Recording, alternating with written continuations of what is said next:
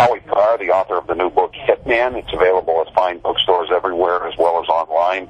And this is a rogues gallery, you might say, of the people who were involved in the book. Johnny Martorano, he is the man the book is built around. Pleaded guilty to 20 murders, served 12 years. He's the last man standing, unlike most guys that you read about in books like this. He is a free man. He's not in the witness protection program. He uses his own name, and he has nothing to worry about. Whitey Bulger, on the run, on the lam, still, I guess, number 2 on the FBI's most wanted list. He was the last leader of the Winter Hill Gang. There was a $2 million bounty on his head. Hasn't been seen in the U.S. since 1996, believed to be in Europe. Steve Flemmi, a serial killer, one of the sickest of the mob members in Boston. He is now in Otisville Federal Penitentiary serving life. He pleaded guilty to 10 murders and took the Fifth Amendment when asked about 9 others. John Zip Connolly, the crooked FBI agent, who was also a member of the gang. He's currently finishing up his federal sentence on racketeering charges in Butner, North Carolina with Bernie Madoff. On June 28th, he'll be moved down to Florida to begin serving a 40-year sentence for second-degree murder. It's safe to say we won't be seeing Zip again.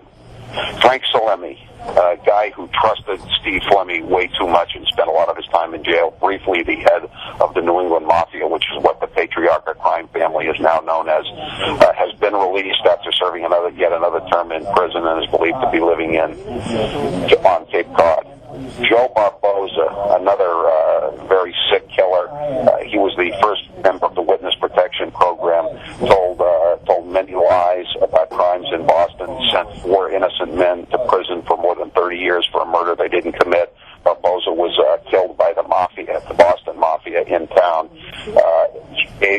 J.R. Russo did the actual shooting in San Francisco in 1976. Jimmy Martorano, he is the younger brother of Johnny Martorano. Is a graduate of Boston College. He's been in prison a few times. He now is involved with a winery down on the Quincy-Dorchester line. Makes a very good product. Kevin Weeks, 2 weeks. He was the grave digger for Whitey Bulger. He's the one who said he was lying in the dirt in the graveyard across the street from my house with a rifle pointed at my front door. I don't believe him.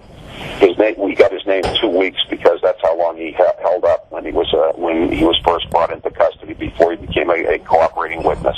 Bucky Barrett, a sad story, a burglar and a talented thief. He masterminded the Cooperative Trust heist in Medford back in Memorial Day of 1980.